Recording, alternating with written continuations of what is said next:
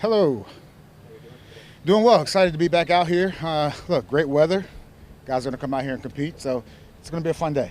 What are you working on? Everything. We're kind of getting into real football now, so first, second, and third down, we'll continue to just move that way. Next week, we'll get into some other things, but first, second, and third down, now you got to put the sticks into it, and that, building that awareness on both sides of the ball is important. You've had a few practices now with Jerod Mayo out there with the rest of the team, not just the rookies. How have you seen him progress in this short time? Yeah, I mean, look, he's taking advantage of the opportunities that he gets, and look, we're all being evaluated. I'm being evaluated, the players are being evaluated, and hopefully everyone's open to feedback. Stacy just told me some things I did wrong the last time I was up here, so it's all good. When you talk about taking advantage of the opportunity, and keeping a close eye that you have the 4 quarterbacks and how you divvy up the repetitions, is there any concern that Drake's not getting enough? No, not right now. And my message is, it's not how many opportunities, it's what you do with the opportunities that you get. And look, going back to the competition part of it, the better you do on a day after day basis, not only on the field, but also in the classroom, the more reps you'll get going forward. Jerod, we're used to seeing, the Patriot way, Bill Belichick's way of doing things. What are you doing, if anything, to establish your own culture, to build your own personality into this team rather than? Yeah, honestly, in my opinion, let me say in my opinion, I couldn't articulate what the Patriot way is. I just know that hard work works. And that's how I looked at the Patriot way, is that we just worked harder than everyone else. And I do, I believe in that philosophy as well. So we'll be out here working hard. And look, you try to put the guys in difficult situations to see how they respond. You put them in the weight room, heavy weight on their back, see how they respond, and try to build a tough, dependable football team. You brought some new coaches in on defense. You've got some old coaches still there. What's that process been like, kind of marrying the old system with the new guys and the input that they had? Honestly, it's been great. I feel like we have a good combination of, old, young player, non-player. But at the end of the day, they all love football, and they know how to articulate complex ideas and kind of simplify it for the players. So, you hit it on the head. There's a good mix of guys, even that were here and that, that weren't here. We brought in 17 new coaches, and I think those guys are doing a good job gelling with the rest of the staff, and it's a work in progress. Brian Belichick had his father leave, his brother leave, and he stays long. I don't know if it was awkward at all for him, but what's it been like just having him stick around? He's been fantastic. And there are other guys in the organization that, it's been a little awkward for him, and those guys have handled it the right way. Look, Brian loves football, and he loves New England. I think I talked about this a little bit earlier. A guy, new baby, loves it up here and wants to stay, and we're happy that he's here. This might be a dumb question, Jerod, but how do you stay authentically you out there on the field? There's pressure, you get a promotion, you're under the spotlight, you might want to perform in a certain way. Yeah. How do you stay yourself? Honestly, this is me. And if you talk to guys that have known me over the years, look, I do change. I'm still evolving. I'm evolving as a head coach. This isn't the final form of Jerod Mayo, the head coach. I've only been doing this now for a couple months. So we'll see how it is going forward. But, at the core, I'm a father, I'm a husband, I'm a Christian. That's my core. And so those things won't change. Some of the philosophy things, though, and it's not a dumb question. It actually is a good question. But some of the philosophy things, I'm still kind of getting those in order. And I think it's important that you talk to other coaches, around the league. And you guys know Tony Dungy was here. It was great having him here and just having those discussions outside of this silo. And it's been good. Have you been pleasantly surprised by anything or anyone at this point?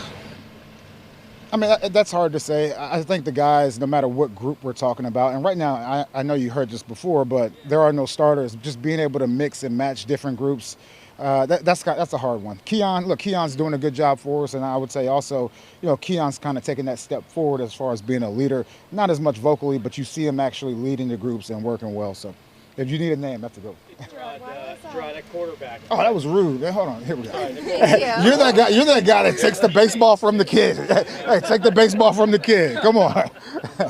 Go ahead. No, I'll be there next. Here we go.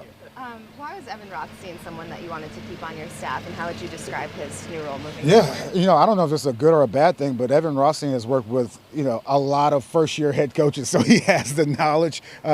He understands situational football, the rules of the game very well, and also, just football as a whole, not only on the offensive side of the ball, but when he first got here, he worked on the defensive side of the ball as well. So he has that research, analytics, hybrid coaching model. He's been a great resource, a great sounding board for me. Thank you, Jerod. You're welcome. There you go. At quarterback, you guys drafted Drake, you signed Jacoby, you drafted Joe Milton. How is Bailey Zappi handling that, and is there space for Bailey Zappi? You know, I would put him in the same category that, you know, we talked about Brian, like how it's awkward for Brian and he's handled it well. The same thing with Zappi. I think he's handled it fantastically. And look, he's getting reps out here. You guys see him out here, and I would say he's getting better. A quick follow-up on you mentioned Tony Dungy coming through. What can you learn from him, and what can your players learn from listening to what he has to say? You know, look, I've always been a fan of Tony Dungy, even though the Patriots and Colts have a little history. But from afar, just a guy who has won games, like big games, the championship level coach, and he does it the right way. It's not through, you know, cussing people out or anything like that, which that works, I guess, with some teams as well. But it's through developing men and women, and I want to kind of mirror that. How you tried to learn from other coaches, especially as a first-year coach yourself.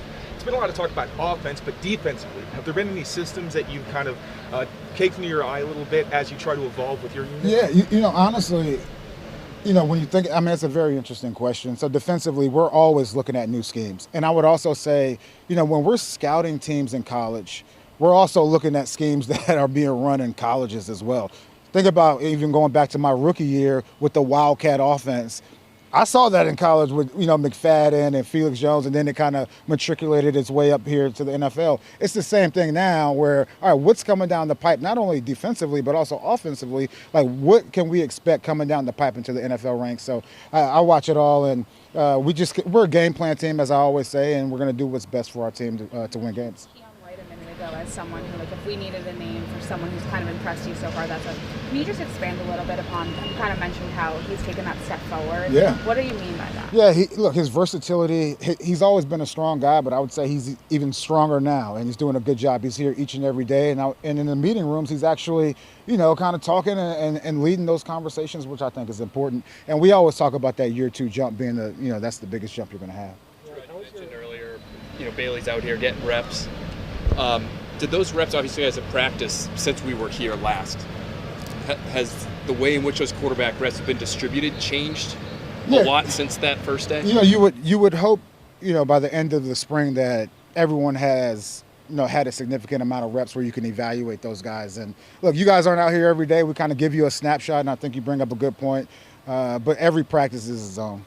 Yeah. Are there ways to get somebody like Drake more reps that aren't necessarily out here on the field with him behind center? And do you subscribe to, like, more is better for a young guy, or does that hit a certain point? In my opinion, look, it's a case-by-case basis, but I would also say it's not only what's done out here on the football field. And I know when we talk about meetings, we usually talk about, you know, like sitting at a desk and taking notes, but we have spaces inside the building where you can actually go out there and get real-life looks at, you know, the defenses and go through the calls with coaches. So he'll get his reps.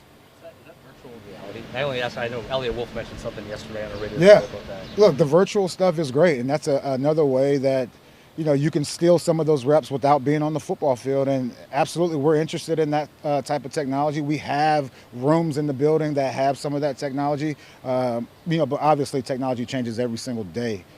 We're looking for the best thing. The Drake's, you've stumbled upon him studying film by himself, or that he's hard at work. Are there any other examples about maybe things you've observed about him that have impressed you or surprised you so far? I wouldn't say surprised me. We spent an extraordinary amount of time, you know, looking into Drake and to his past and his family and things like that. So I wouldn't say he surprised me. I mean, this is what we expect from a guy that we think has the potential to be a very good player in this league. It's run a long way out, obviously, from roster makeup and building your team, but philosophically, the Patriots have had a large nucleus of core special teamers. A couple of those guys are retired, others have been let go. What's your general philosophy now, and does the new kickoff rule change and affect that? One thing I would say about the leadership on special teams, look, we still have Joe Cardona, we still have Matt Slater in the building. I know he's not running down there on punts anymore, but it's still good to have him there. I would also say a guy like Schooler, who he is another person I would put in that same bucket, someone that has surprised me, and I've had conversations like, look, let's start to take that step forward, not only going out there and making plays on the field, but also, you know, getting the guys together and building that camaraderie with the group. So, you know, School and Cardona, those guys are going to do a good job for us leading those units. How so in Schooler's case? Well, first of all, we know he plays hard each and every down, and he's out there each and every time there's a special team snap. I think that's the most important thing. It's hard to lead when you're not out there on the field. look, I was a captain for 7 years. I had a couple IR years, and it's very difficult to lead if you're not there out in the field. So I would say attendance, and then look, he's a great athlete in the weight room, always pushing guys to go forward, and then really just helping with the younger guys on the special teams units. There's a Players Association proposal to modify the off-season program and start training camp in mid-June, get rid of OTAs. What are your thoughts on? Yeah, honestly, it's like in these stages, it's just a proposal, and this is exactly what they want to happen. Us having this conversation right here. One thing I will say, though, and I truly believe it, I mean, the athletes, no matter what sport you're talking about, they have to take accountability for their career. And anytime you push that back like that, you're going to start to lose some of those guys that don't have the discipline early on in their careers to really stay in shape. So if you think you're going to come there later and everyone's going to be in shape, I just don't foresee that, but I don't have a fortune. Going back to special teams, someone who struggled a lot last year was Chad Ryland. What have you seen from him in these early stages, and just what's his kind of mentality going into this? Look, his mentality is that it's a new year. We always talk about changing the page. We always talked about that, the past 10 years, whatever, changing the page. I think he's done a good job at that. And look, we have new coaches as well, and so they're working with him not only on his technique, but just building that confidence, and that starts right now. How's the adjustment? I didn't know who to pick. Go ahead. Now, go ahead. Well, I'll come back to you, Phil. I really know you. All right. How's the adjustment process been for Hightower in his new role as a coach now? It's funny you say that. He came to me this morning, asking me for advice, and I was like, well, welcome to coaching. As much as you think it's about X's and O's and getting guys to play hard for you, it's also a leadership role. And I'm a huge believer. Look, you manage processes. You don't manage people. You lead people. And, we bounce some ideas off of each other, but he has to come up with his own philosophy and the way he deals with things. So it's been good for him.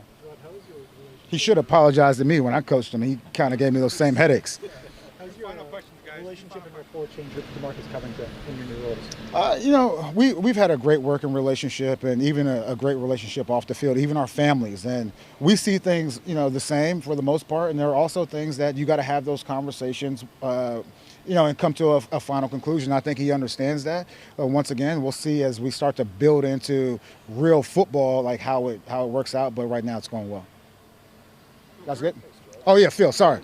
Go Celtics. Missoula. How closely have you been following them? And is there anything you can learn in your job from them in terms of how they've built the team or how they've grown over the last few years? It's interesting. First of all, I root for all Boston teams.